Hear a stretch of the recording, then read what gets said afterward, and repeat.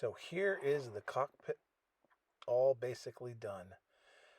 I actually had a movie of showing some of the shading and things I did with some of these components, but I used the wrong lens and it was all blurry. So this is it finished. But to highlight those little instruments, I used a little silver pencil. It worked great.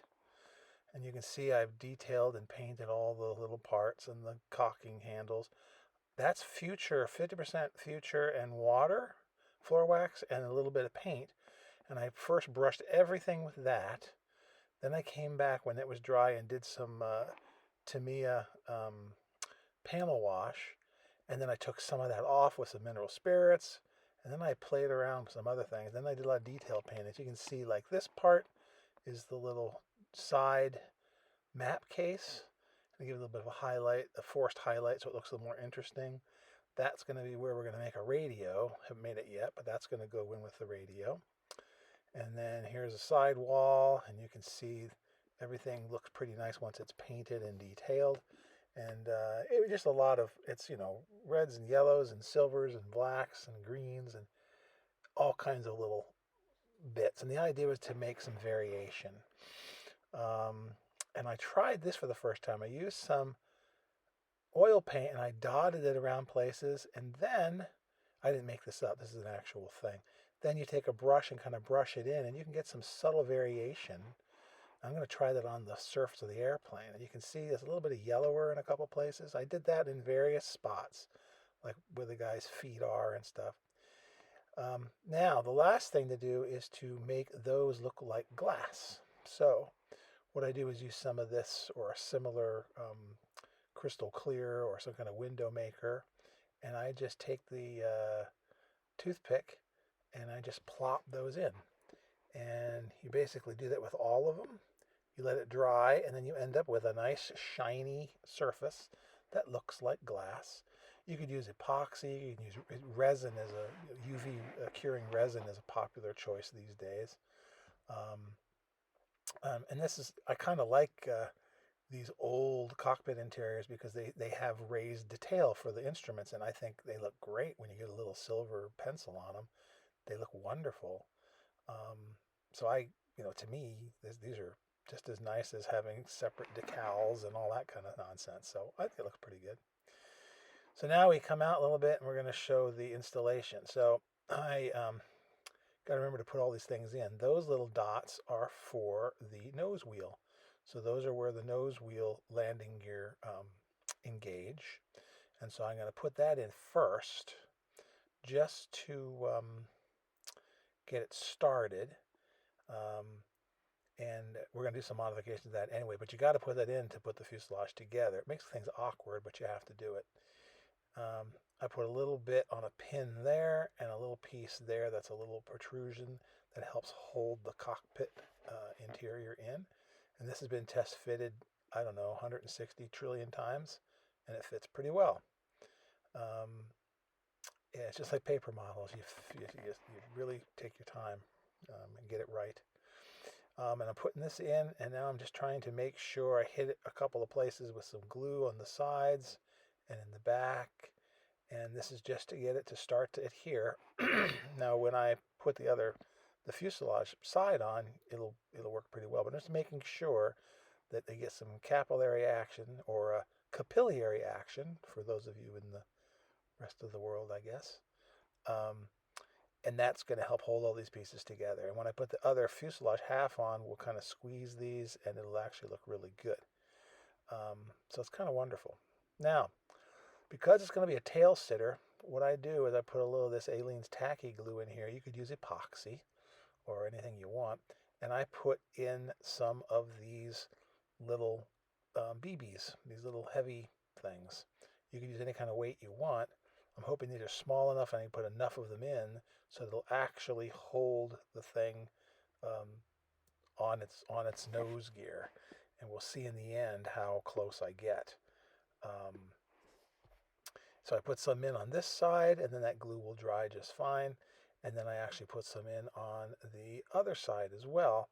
And you sort of test fit this here and there to make sure that you're not going to end up with knocking into each other and all this kind of stuff. But I put these in. This is kind of the best place for it. I can't put it underneath where the munitions and stuff are, the guns are, because you can see up into the wheel well from there. So here I am putting on the fuselage other side. I'm just making sure that it fits. And again, I've test fit this so many times, it should be just snug. The only hard part here is to try to, there's open parts now, and I can't want to put my fingers through the side of the door and all that in the engine compartment.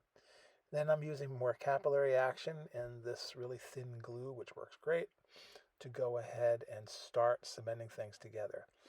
And everything fits pretty well, but you do have to clamp it. I ended up clamping that nose overnight just to make sure, dang sure it stays. And here I'm making sure things are flush and putting things in one at a time. And if anyone can see that, recognize that I'm already painting myself into a corner here, you get extra points. So try to figure out what I'm messing up here. Anyway, as I do this, I just walk my way around by adding glue, making sure things are going to be tight and where I want them, because you don't want the stuff to move once you got it in there. And it looks really cool. It looks very busy in the cockpit. I think it's really going to be neat. That part had to be glued and, like I said, and clamped later. I ended up putting a clamp on it. But, here I keep moving, and now I've got the rollover part, which goes right in there. A little bit of glue, and making sure I got the right amount. And I squeeze that together, and then that's going to hold that bulkhead in. It's going to be great. And I'm just making sure the sides are tight on both of the bulkhead parts. And that's wonderful. Can you see the problem? It's like, oh, wait a second. I'm supposed to put that in first. So I ended up struggling and adding this, putting it in there, and basically fiddling around with it until I got it right. And it just took a little bit of time, but ultimately I did get it. And but word to the wise, put that in before you put the sides together. It works much better. But once I got it in there, then it's a matter of just anchoring it. And again, this liquid glue is fantastic. When I was little, I hated it. But now that I'm an old man, it really is helpful. And you just keep adding and clamping and holding. It actually dries pretty fast. It holds together pretty well. So you're just making sure you've got nice, no seams or very few. You don't want any openings anyway. And because all that will affect how the wing goes on, for example. So you just keep doing that. And then I kept adding little bits of glue and letting it slide right on down. Works very well. And things start to come together. And again, for a very old kit, this thing looks good and goes together very, very well. And I really like what I did to adding in the interior, especially the 50 caliber gun butts. I think they look good in the charging handles. They busy things up. But even if you didn't do any of that stuff, painted, this thing looks great. So now, got this thing together, and then I realized one more thing that I forgot to do. Put that other exhaust side on. I'm just going with the 12 exhausts, or the 6 exhausts.